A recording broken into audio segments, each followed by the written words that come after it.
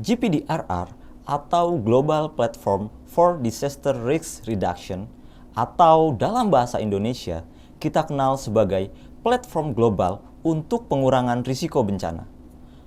Forum ini adalah acara yang diinisiasi oleh PBB setiap 2 tahun sekali. Tahun ini merupakan pertemuan yang ke-7 dan dilaksanakan di Indonesia, tepatnya di Bali pada tanggal 23 sampai 28 Mei 2022. Indonesia dipilih sebagai lokasi GPDRR oleh PBB dan UNDRR karena Indonesia dinilai berkomitmen tinggi untuk memajukan kerjasama internasional dan memiliki pengalaman dalam pengurangan risiko bencana. Dalam kebijakannya, Indonesia memprioritaskan peran masyarakat lokal berbasis pada lingkungan serta memanfaatkan ilmu pengetahuan dan teknologi. Indonesia juga terlibat aktif dalam pencegahan bencana dan pengurangan risiko di tingkat global, dengan mengembangkan beberapa inisiatif bersama dengan negara lain. Delegasi dari 163 negara akan hadir di acara tersebut. Sejauh ini, sudah ada 5.536 peserta yang telah mendaftar dari 163 negara yang berpartisipasi. Apa sih tujuan GPDRR diadakan?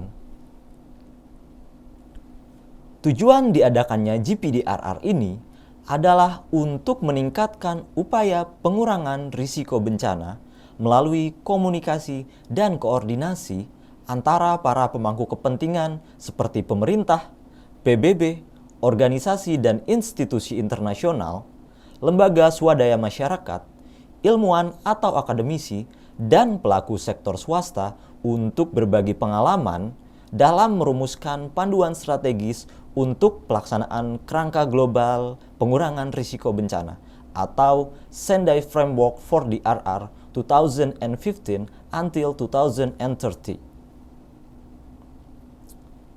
Lalu, mengapa GPDRR ini penting buat masyarakat Indonesia?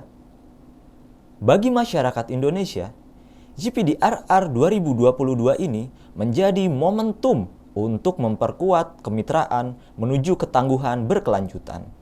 Di sisi lain, kita berbagi kepada dunia mengenai pentingnya kolaborasi global agar ketangguhan untuk menghadapi bencana melalui pengurangan risiko bencana serta pemulihan COVID-19.